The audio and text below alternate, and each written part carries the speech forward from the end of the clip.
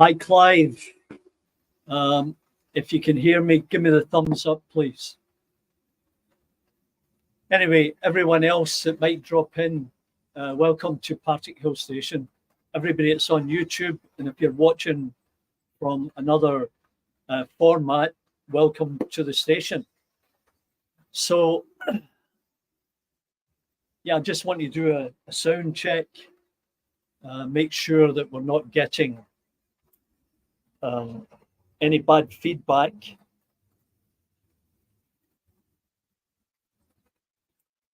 And I'm also just setting up an additional camera here that I can do walk around with. Find it's always a challenge using Streamyard. It's been suggested by others that I move to OBS or something like that.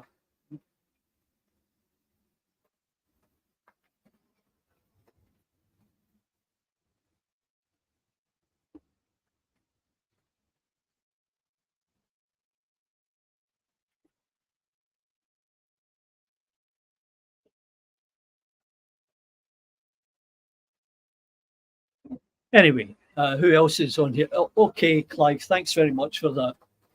Really appreciate it. You know how it is. It's let's hang on here.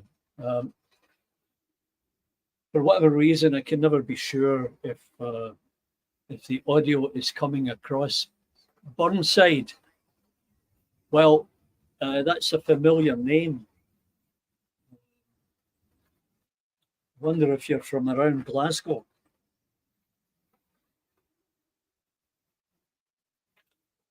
There might be a small echo somewhere. Just need to check that.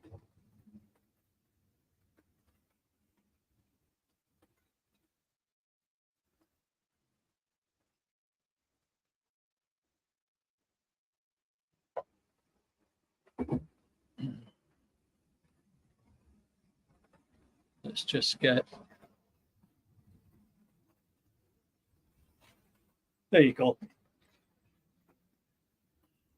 Yeah, I know there's an echo coming from that cell phone, but I've tried to mute it. Matty man, how are you? There's an audio coming out of this. I don't know why.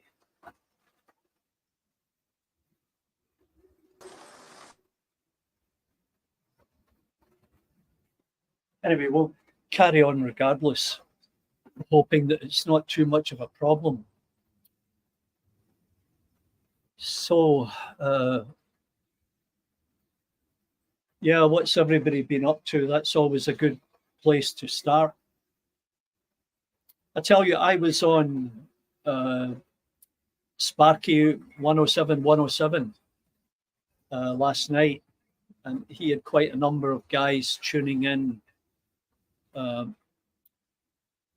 from the US, and they weren't running trains. Everybody was just sitting chatting, and you had 8 or 9 people on the screen. So I presume he was using OBS. Now, the one thing, an interesting question that he posed was, or someone in the forum had posed, was,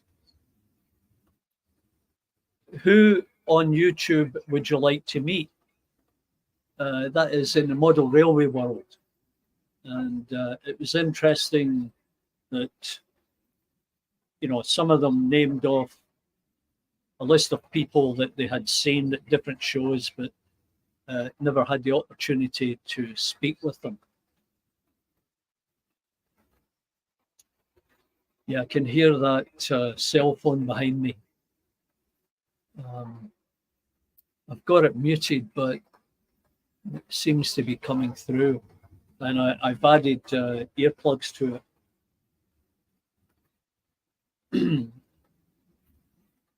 Anyway, they were all talking about flying around, going to different upcoming model railway conventions or model railroad conventions.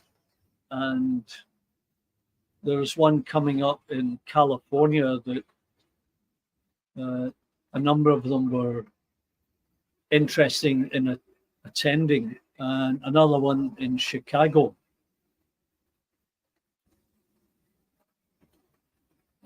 So here in Toronto, the Plate Layers Association will be having their annual or biannual show at the end of May. And I'm hoping to attend that. It's a 2-day affair. It's about a 45-minute drive west of where I am. And I've got a small shopping list of things that I'll look for.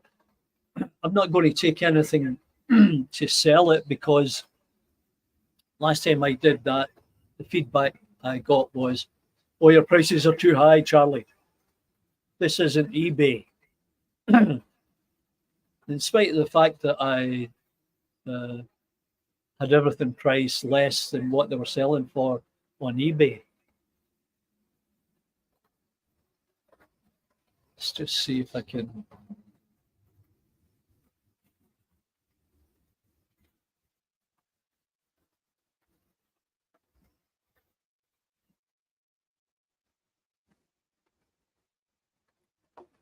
There, so that you don't really have to look at my face for a change. You can look at the trains as they go by.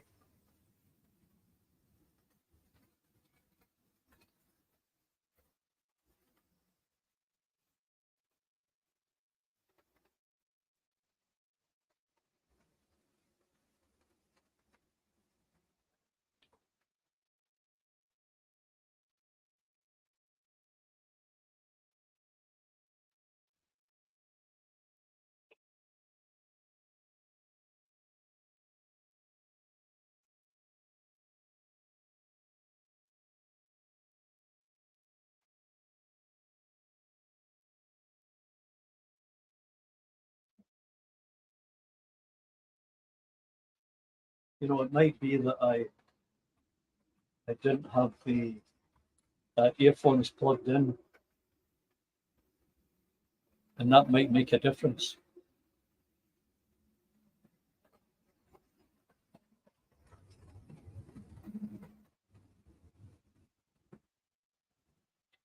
Anyway, you can let me know if you hear. I can still hear it behind me a little bit.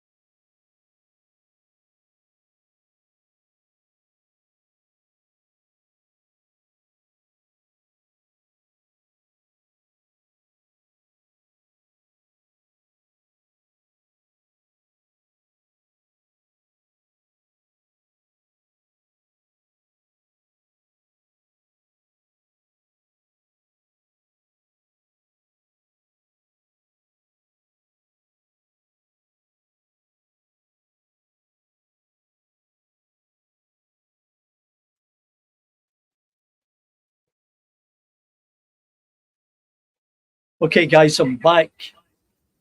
Sorry about that. I don't know what happened. One of the plugs came out. There was a bad connection, whatever, but we're back on track.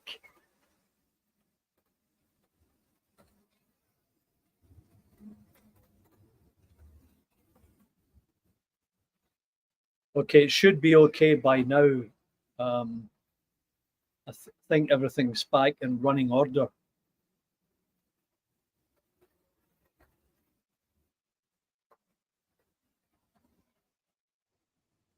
I'm still working on this iPhone behind me because it's broadcasting audio. I'm not sure why. Oh, well, that's good. Jason, thanks for that. Yeah, I was saying I was on Sparky's broadcast last night, and they were talking about going to shows. There's one coming up in LA, one in Chicago, maybe Detroit, and one in Tennessee. Show you the phone. Let's see if I can do this.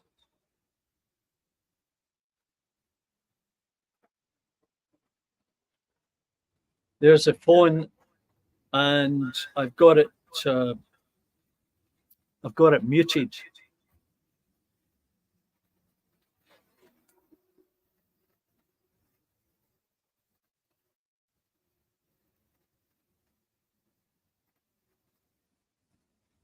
And the audio is all the way down.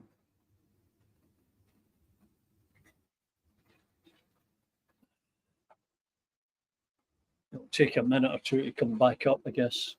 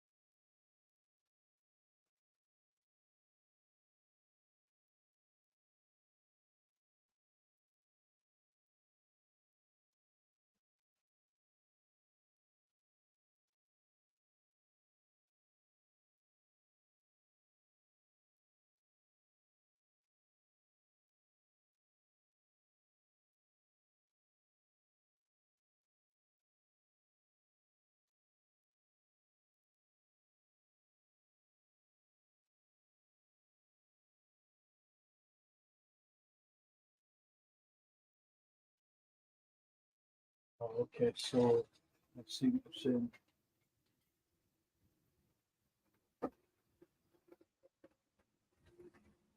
Okay, so I can still hear the echo. I'm not sure why. Anyway, I hope that looks better at least. So there's one topic that came up the other day with Sam's trains. And, once again, he was talking about the costs and, where savings could be made, but there's always a cost, as they say, when you try to make savings. You can cut out the retailer, but that's not a good idea because it's not doing anything to help the hobby. But the thing that I noted was it's not just restricted to locos and wagons and coaches. I bought those Hornby metal wheels, during COVID. And I think they may have been £10 package. Now I hear that they're £20 and sometimes £30 on eBay. And that's just unrealistic. I'm glad I bought them when I did, but I can't think of anything that would substantiate that increase in costs, it's just astronomical. And also magazines. Model rail, either Model Rail or Hornby, have changed the quality of the paper that they're using. And I don't know if it's the dollar-pound exchange. I wouldn't think so. Yeah, it is. I'm not quite sure why, but it was running fine earlier.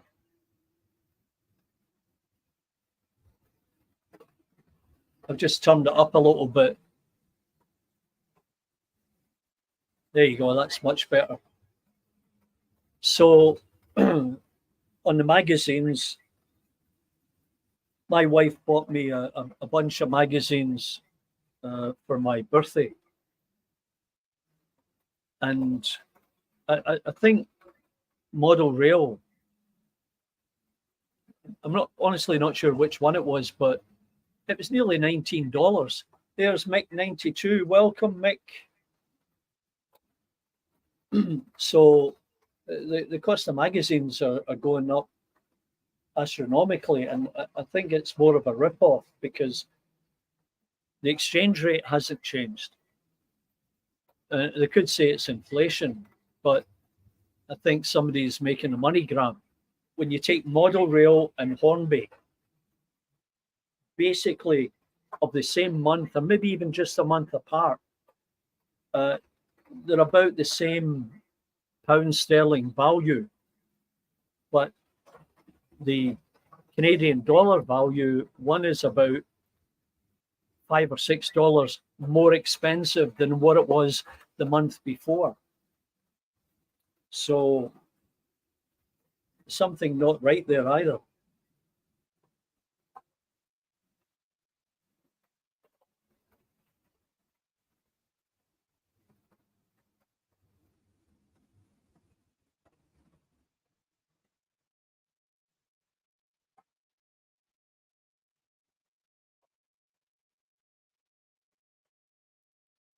Anyway, I'm going to see if I can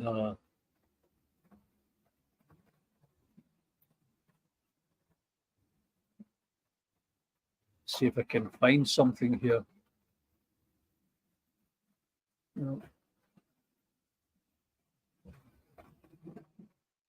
Can't find it at the moment, but I'd like to tell you about this cost-saving deal.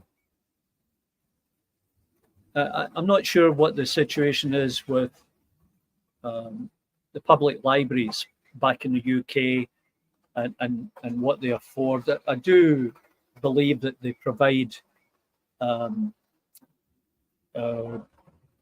computers for use.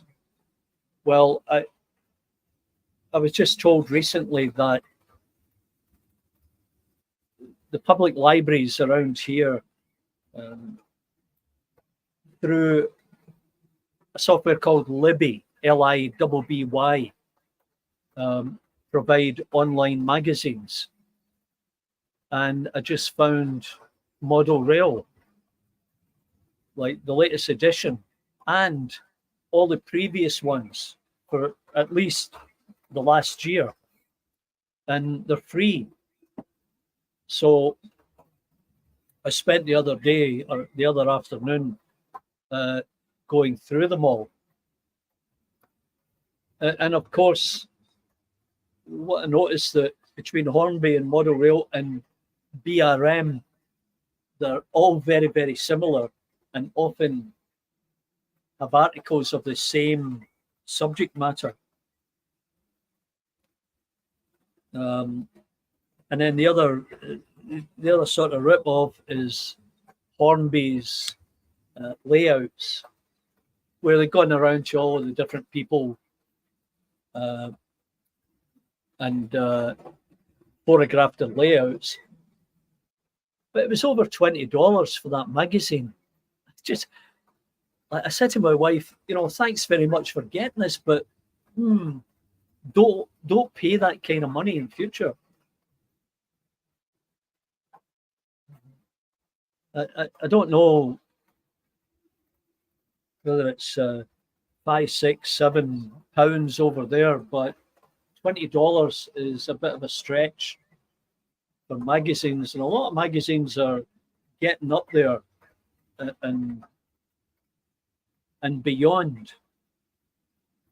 And what I did for a while was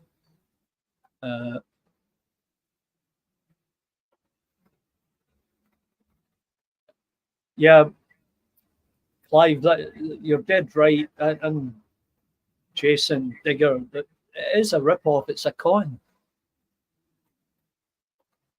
Yeah, and it's more than half full of adverts and more. The argument they'll give you is, well, you know, we have to pay for the production of the magazine and people's salaries for pulling it all together. But it's just getting that much more expensive.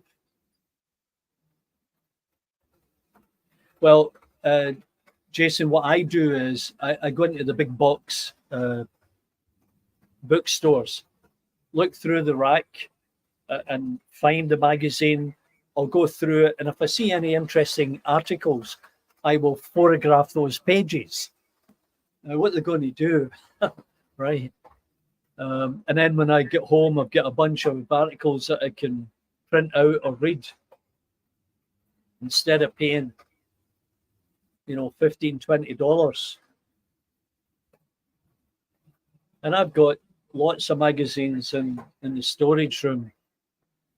I'm trying to go through them and pull out stuff of interest. And you may have seen some of the Read Along with Charlie magazine articles that I did. And lots of interesting articles, without a doubt. And some great model making techniques and architectural drawings of stations and buildings from days gone by. Yeah. Line Lintree, you're dead right. As I said, if you go on to Tom Houston, good afternoon. How is life in Northern Ireland? So, yeah, if you search for Libby.com, you should be able to find it. And it may be no sound again.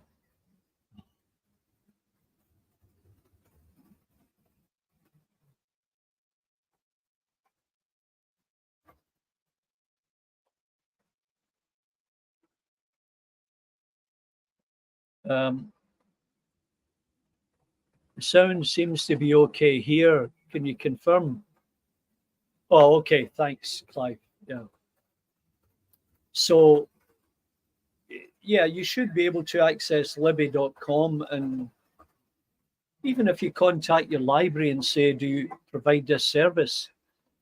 And if they don't, you can ask them to look into it for the greater community, because I'm sure they've got magazines on hunting and fishing and such like. I'm sure they would be happy to provide model railway magazines. Oh. I just jumped to track there on my in my channel tunnel.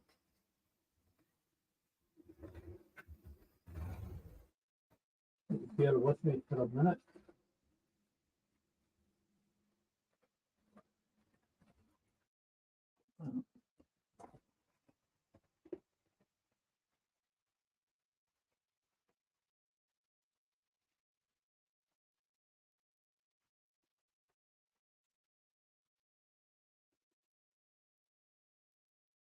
Yeah, all these different coupling systems.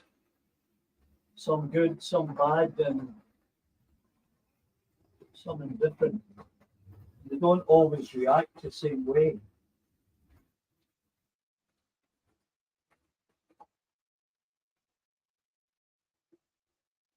Just bear with me for a couple of minutes until I resolve this.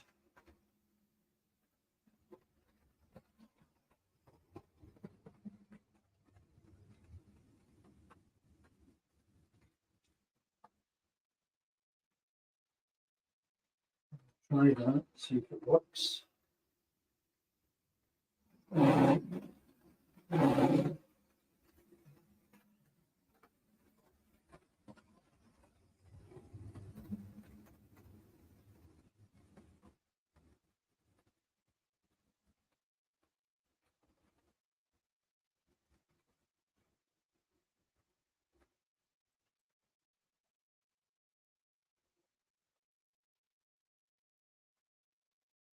Yeah, those connecting coaches are a bit of a pain if you are not 100% correct.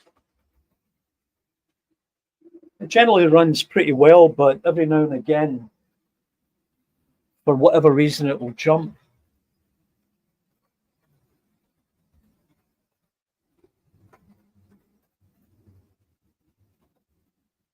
Oh, and I see it again.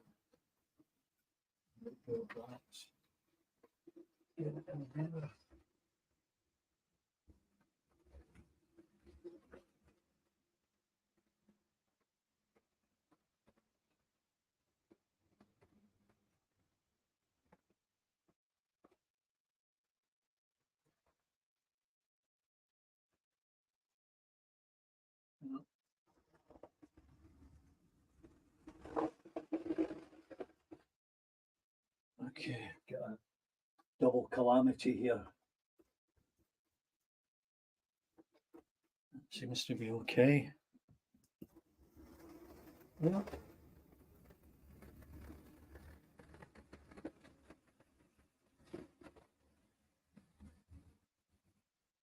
Oh. Never a dull moment.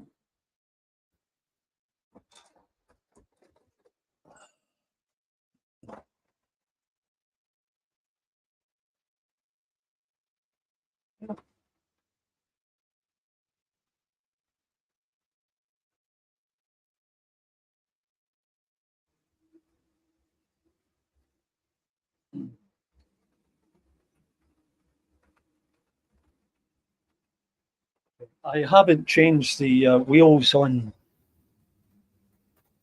any of these because in general they seem to be working fine. But on the Pullmans, I did change a number of wheels because they were problematic. If you saw the YouTube video I made on them, there was a variety of things with wheels out of gauge, wheels chipped, the chassis frame on the dummy car was twisted a little bit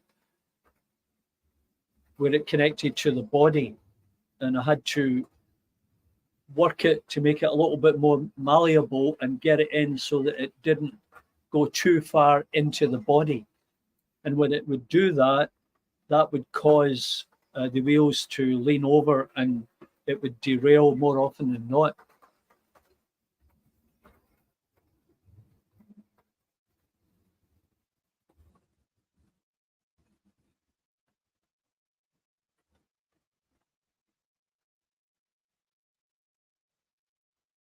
Okay, Jason, can you say that again?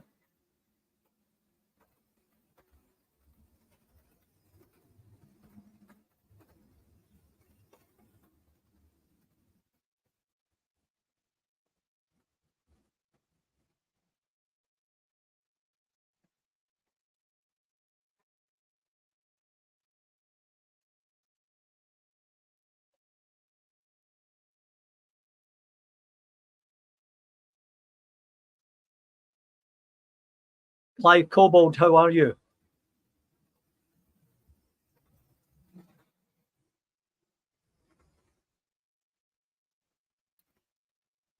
Jason, could you go over that again, please? If you do know, Charlie, can you please disable it?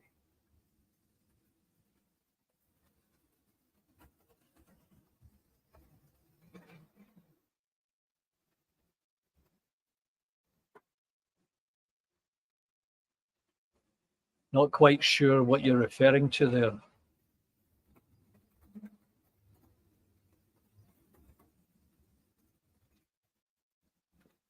If you do know, Charlie, can you please disable it?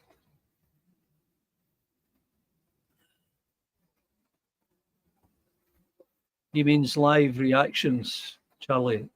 Oh, okay.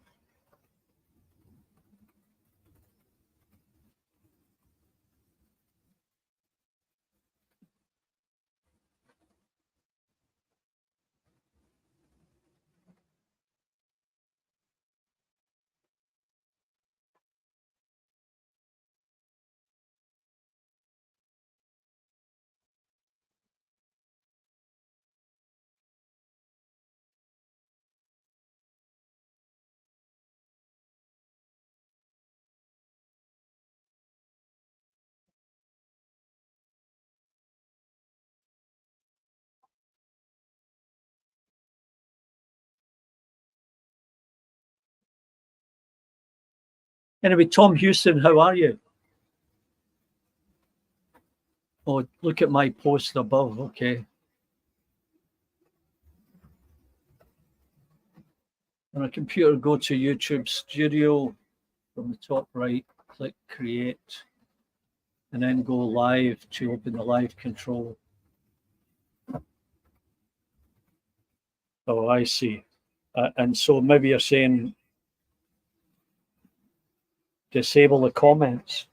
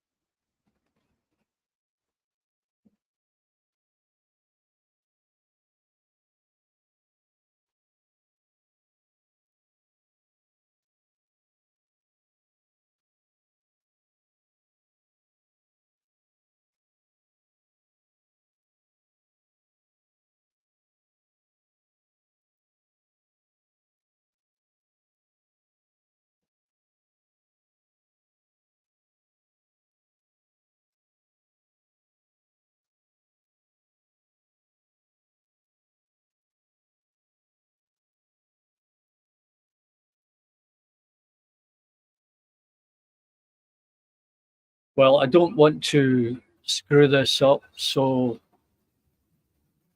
I'll look at this after the broadcast. Sorry about that, Jason. I didn't realize it was intruding on the view.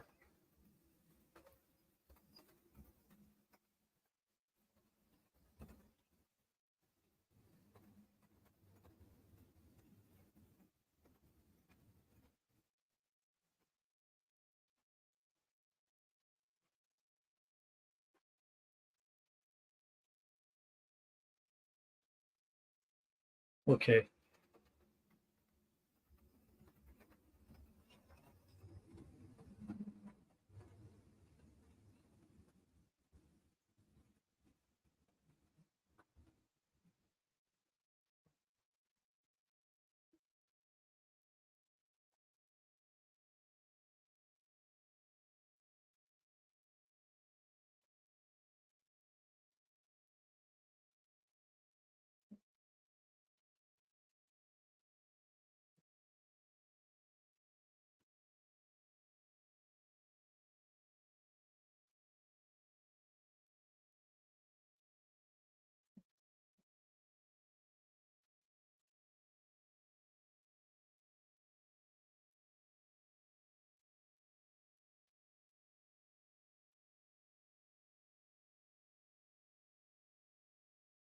I'm just trying to go back and forth here, see if I can get this sorted. So edit this stream.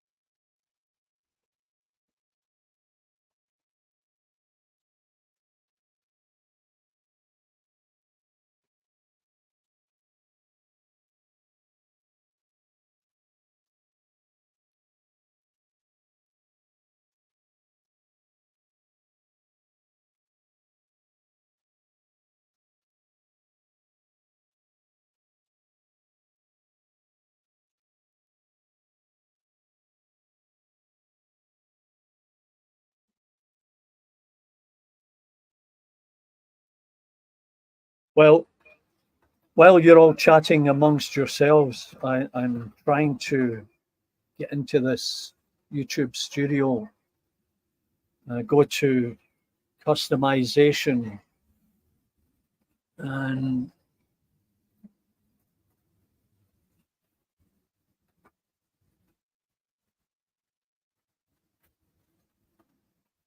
no.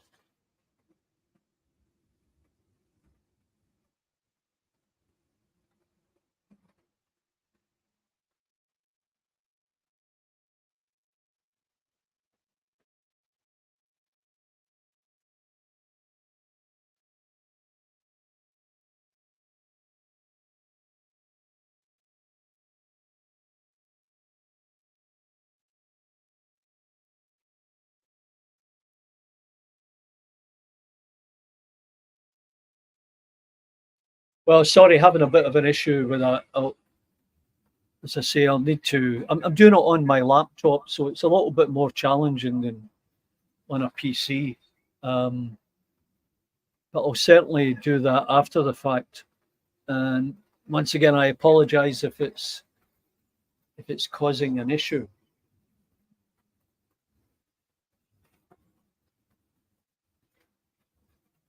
I'll maybe just do it that way so you don't see anything other than those two screens. You notice I have the temporary gantry up there. Now I have.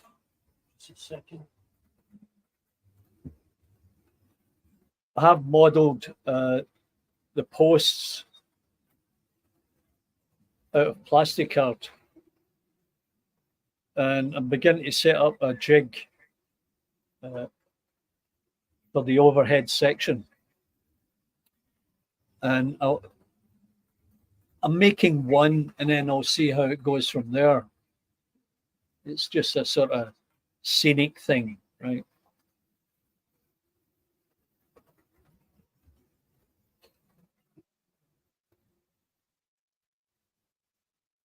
anyways, I was saying I'm going to this model train show run by the Plate Layer Society coming up at the end of May. I've got a small shopping list that I'll look for some parts and maybe a couple of those grey Pullman coaches, because I've got the driver and dummy. It'd be nice just to have a couple of coaches in between.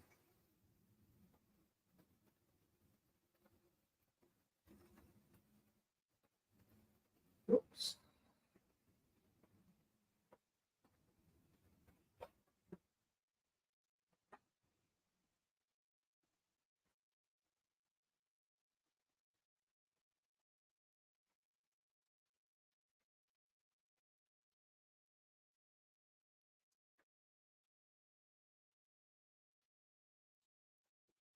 Maybe turn this round a bit for Jason to see. So there's my Hornby Virgin Pendolino, and the card that was burnt out on the underside, and that's the 2451X006R1. Now, you see those 4 wires there? If I connect them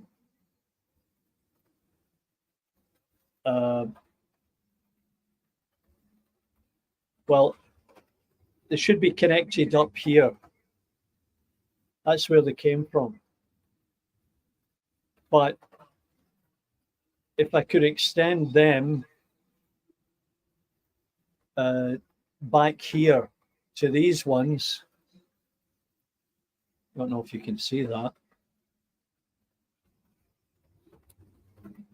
Maybe that'll overcome the need to buy a whole new card.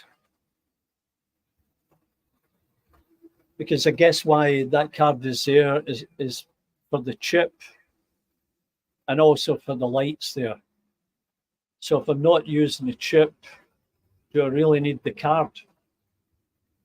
Can I just run those wires from here to the other end?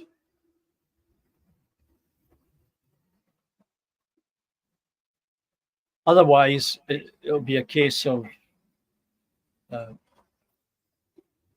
finding somebody, a shop over there that'd be able to send me one.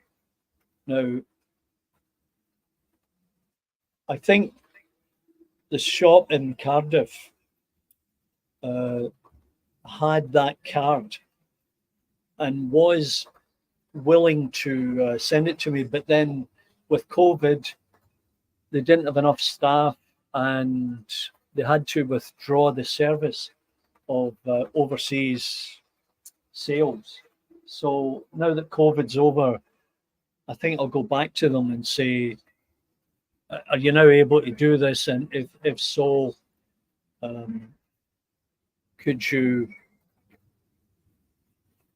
go back in and send that order?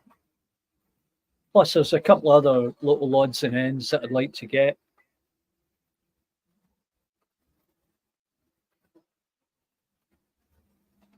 Yes, Tom, they are.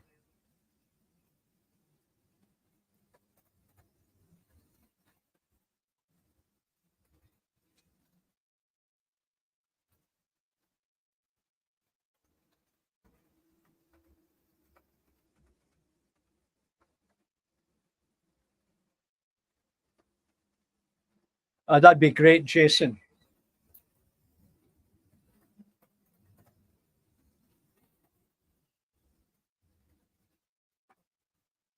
Yeah, I know I can get the card, and maybe that's the simplest way is just get a replacement card, and then I don't have to worry about where I connect these wires to the other end.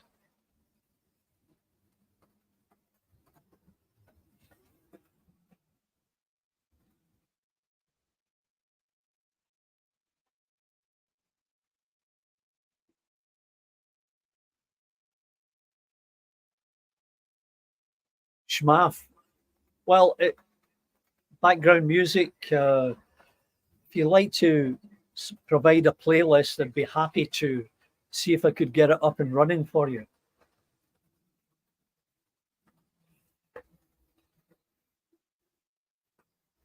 Okay, Jason, I'll have a look at Peter Spears and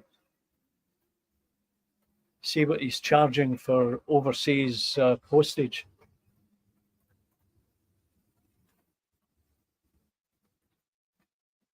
You know, when I did the giveaway a couple of years back, I mean, it was reasonable to send stuff, and I sent some DVDs to Donegal Dad because of their historical Irish connection. So, and that wasn't too bad either, but I think it's taken a sort of monstrous jump. And I'll need to look into that.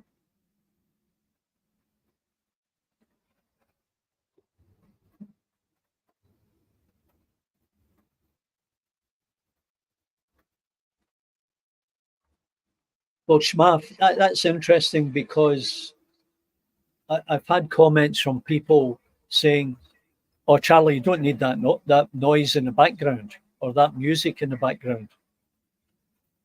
So it's difficult to keep everybody happy.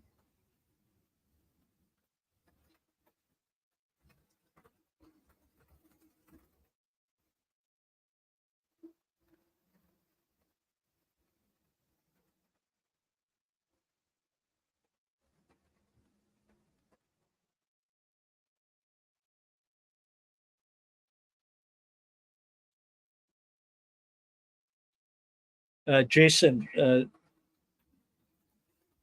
the numbering on it is 2451 X006R1.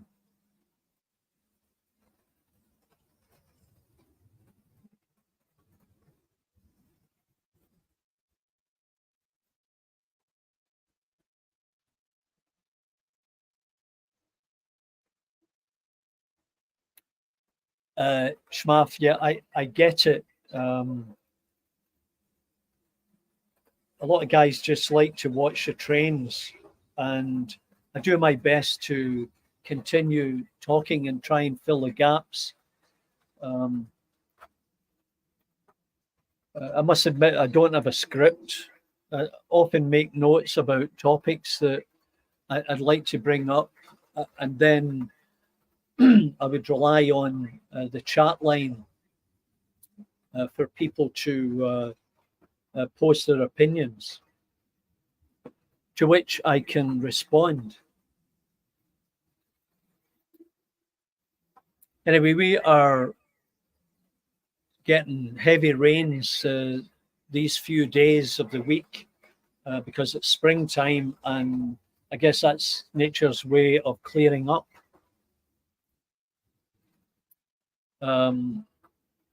So we haven't had snow for some time, and while we were away, I think it snowed twice. So the guy who had paid to clear it had come during that period, and then a couple of weeks ago there we got 4 or 5 inches, and he cleared that, and I think that's the end of it. So straight sailing now to summer, all being well.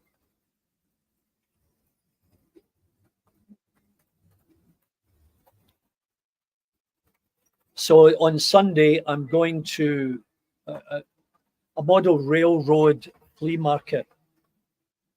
It's about 50-minute drive west of here, and it's on for a couple of hours in the morning, early afternoon. And I'll go and have a look around, see what odds and ends I might find. Hey, Matt, you are welcome. You add that to your collection. Yeah, so I'm not really sure what I'd find. That, maybe if I was looking for some extra track or points, I'd probably be able to get it. Double O scale, there might be the odd guy there with a stall. There generally is one, and I'll have a look around and see if that would be if there was anything there that would catch my fancy. But I'm not going to load up on things.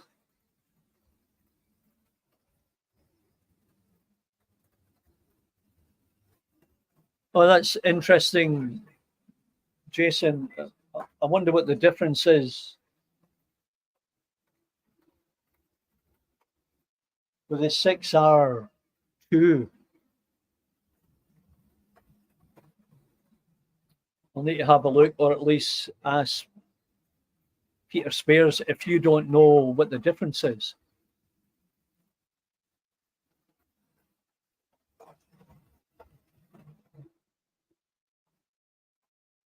Anyway, I'm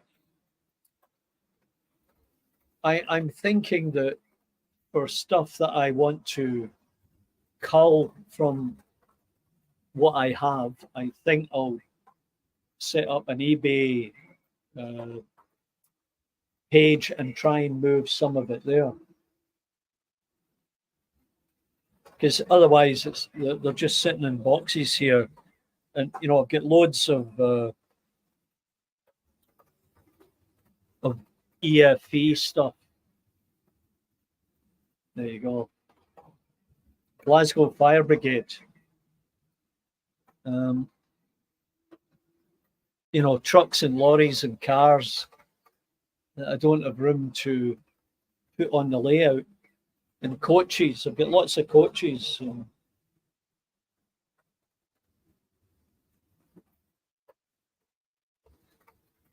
I'm not so sure about selling locos. And maybe hold off on that.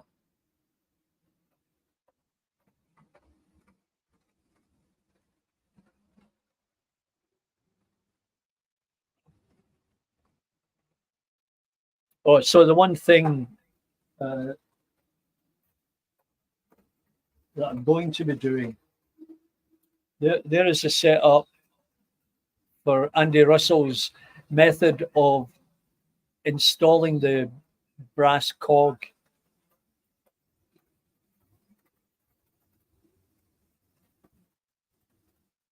So that brass cog there is not engaging with the plastic cogs, as you can see. But I need to get it back in there a bit. And Andy's idea is to stick that in there and then wind up the C-clamp and slowly push the cog in. But in order to do that, you need to have something that sits over the top of the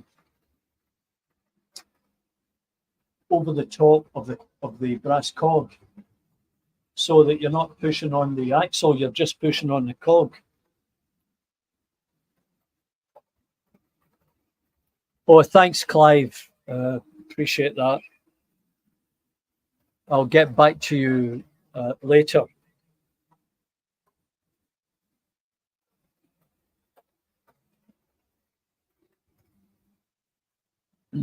Yeah, I have that number 300 service sheet. And I didn't realize it was, I thought I was maybe looking at the wrong service sheet, and perfectly honest. But if there's a difference between the one you mentioned there, the 6R2 and the 6R1, I don't know what that difference would be.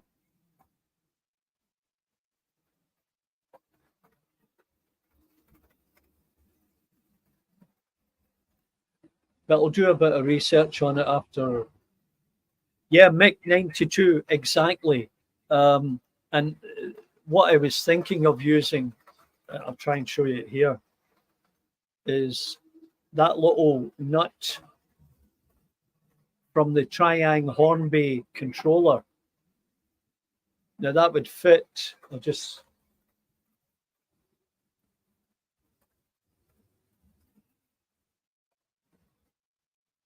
See, that would fit perfectly.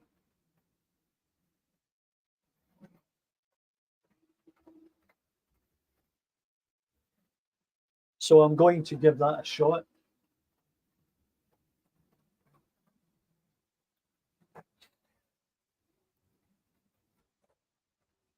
Yeah, or a small socket, Mick. Yeah.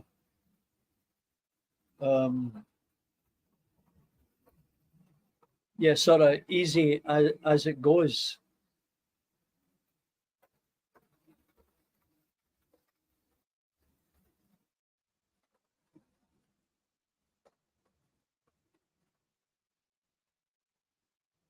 Yeah, you don't want to snap it, Tom. And you don't want to put any load onto that axle.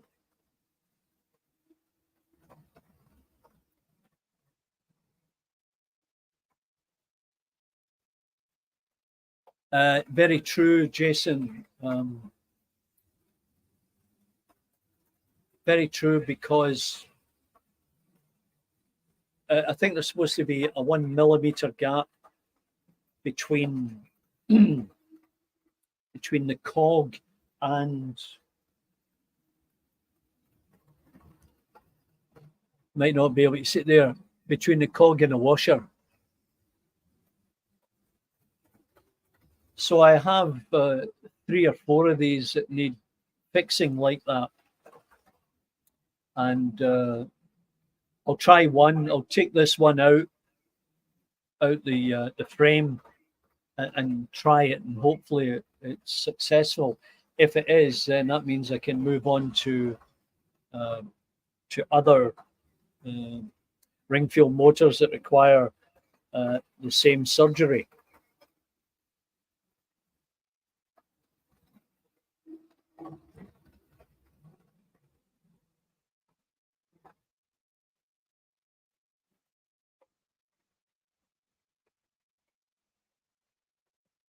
So, Lintree, I see you and Anna know each other. I'm not sure who Anna is, but she's made a few comments about Andy Russell's procedure. And I was chatting with Andy about it, but Andy said, "Oh, sorry, I don't know the lady."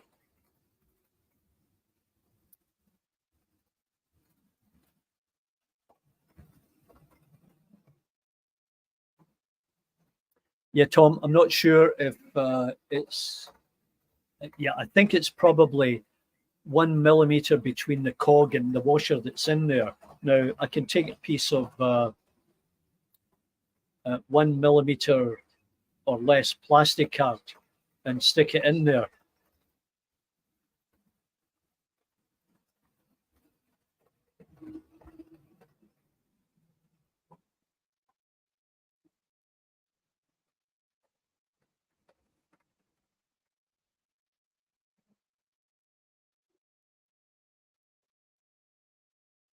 Okay, Jason, I guess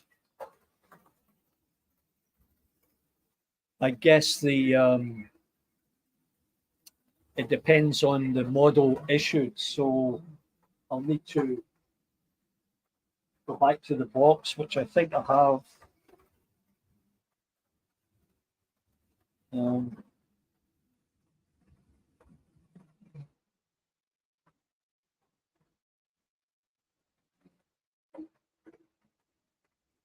Yeah, it doesn't say. All it does say was it was made in China. So that might be a hint.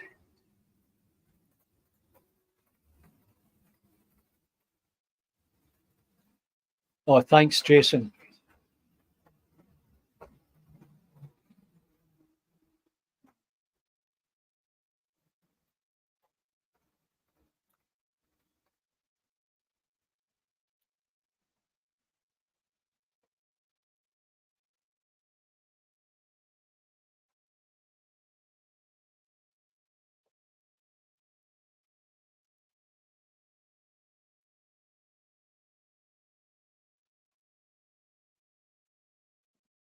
So here we are back again. It's getting time for another haircut. I had one when I was in California. And I've got a wedding coming up in June, so I'll need to look my best. So I'm in the process of building another tenement building. So let's just see if I can.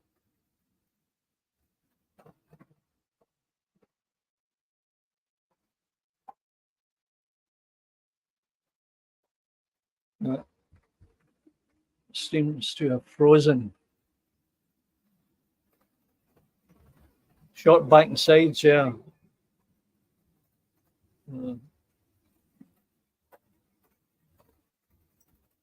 It seems to be lagging here.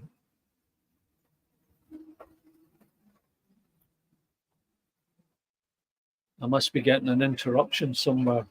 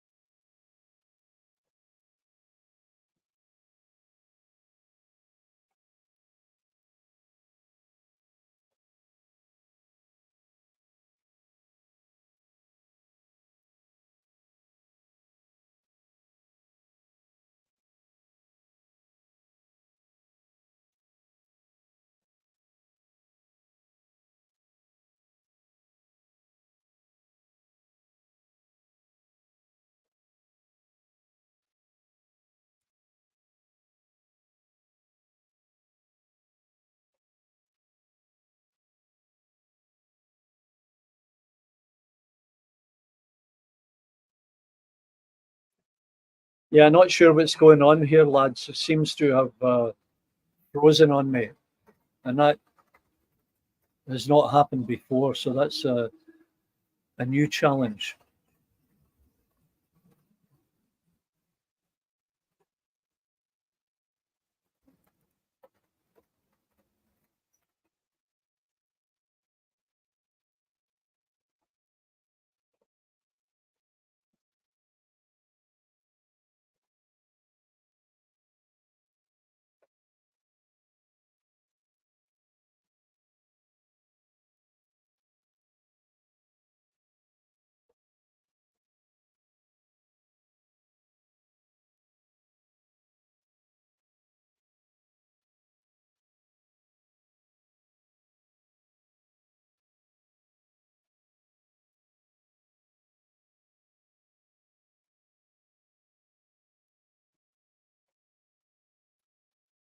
Well, we're back.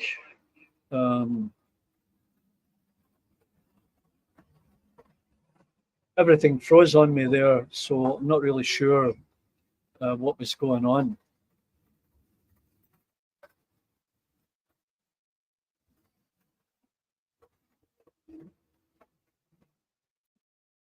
So what I was trying to do there, if anybody's still out there, I'm just going to go in here and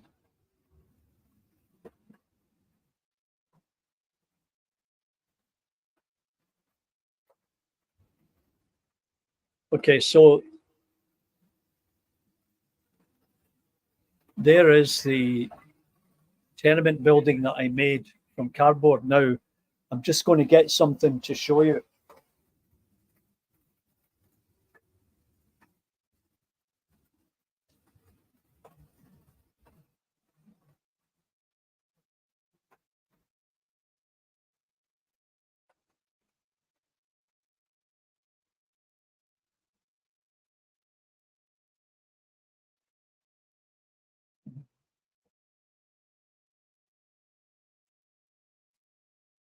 Okay, I'm back. So what I want to show you is this.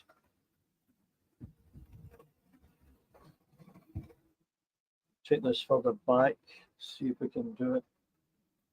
All right. So this is 2mm plastic card. It's pretty flexible, but I might have gotten away with 1mm, but anyway, I'm into this. So I've cut the ends out, and I've cut the ends in half so that I can make 2 low-profile tenement buildings. Now, hopefully you can see what I've done here. I've drilled holes all the way around, or I'm in the process of doing that. And it's an awful lot of holes, but it make it hopefully so much easier to cut out those windows. Because 2mm is pretty thick, and you need a little bit of leverage to snap it off. Anyway, this is the way Boomer's diorama does it, and he said, yeah, it is laborious, but it's the best solution. So this will be the front, and then, as I say, I've got the 2 ends, and I'll cut out a roof for it, and then I'll paint it. So, you know, I'll end up having a different, well, you can't see it there, but it'll end up having a different finish, either the kind of red sandstone or a dirtier, sooty coloured paint. Anyway, that's one of the things that's keeping me busy.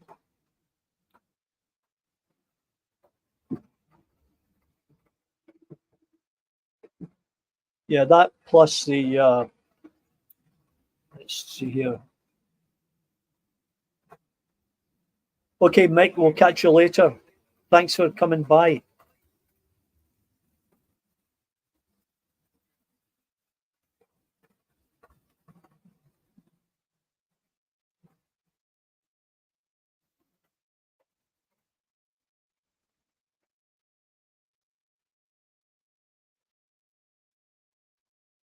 Yeah, Clive, you said that.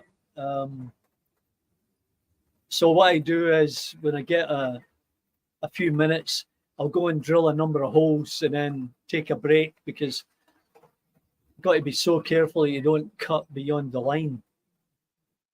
But I'll get there.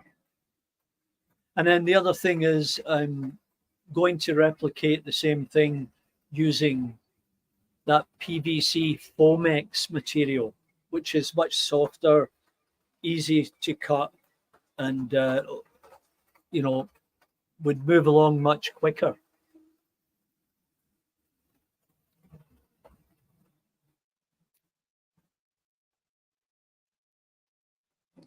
Yeah, you know, today I thought I hadn't done a live broadcast with multiple cameras for some time, and I thought today I'll have a go at it. And I took my time and I had it all set up, working by noon, ready to go. And happily, it hasn't dropped off. You know, when you look around YouTube, you see people, well, I guess perfect example is Anthony Dodge. And Anthony's not on here, but I don't know how many cameras he's got set up at his place. And OBS for him seems to be the way to go. The jury's still out for me, because I'm just not sure if that would be any easier than using StreamYard or have more complications, because I know Alan in the loft had a number of problems and he backed out of that because he found it frustrating.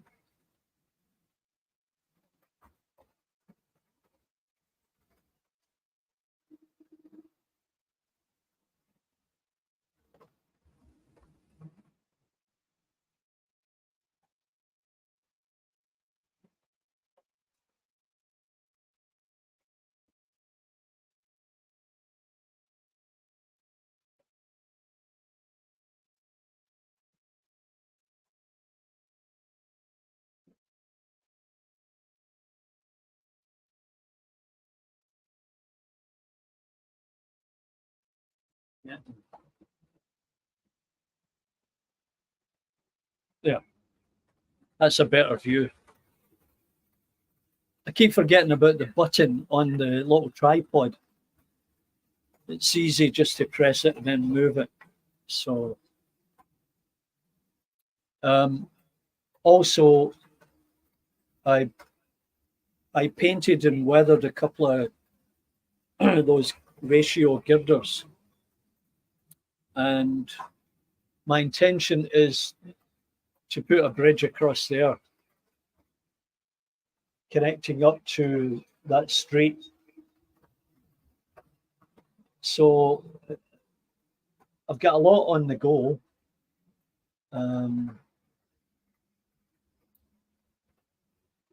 And I'll just have to take it one step at a time and try and focus on getting something accomplished before I move on to the next one.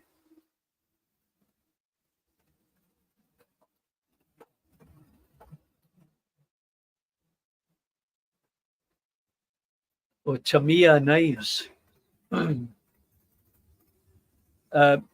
My daughter and son-in-law own a company called Dal Strong Knives, and they sell them on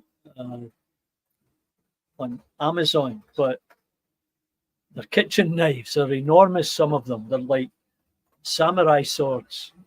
They sell them to chefs and people interested in cutting meat and butchers and such like. They don't do hobby knives, unfortunately.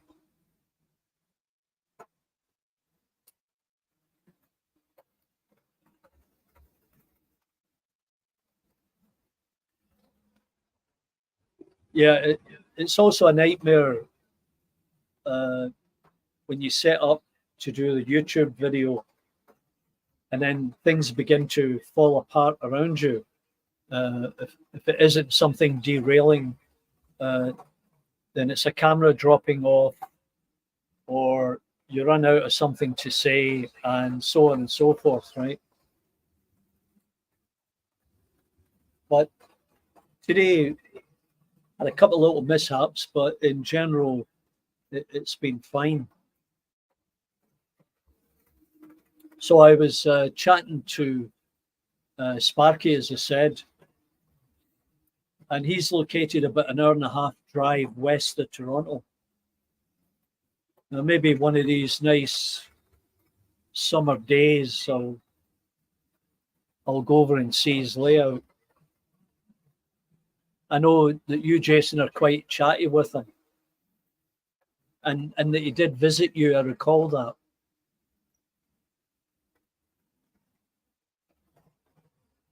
But they too seem to be a nice bunch of guys, and you know, I might run into some of them at this show on Sunday.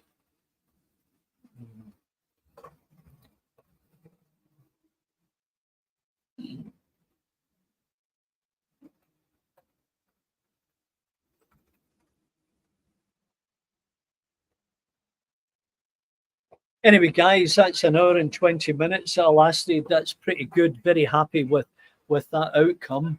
And I'm now aware of a couple of things that might help improve the running of the live videos.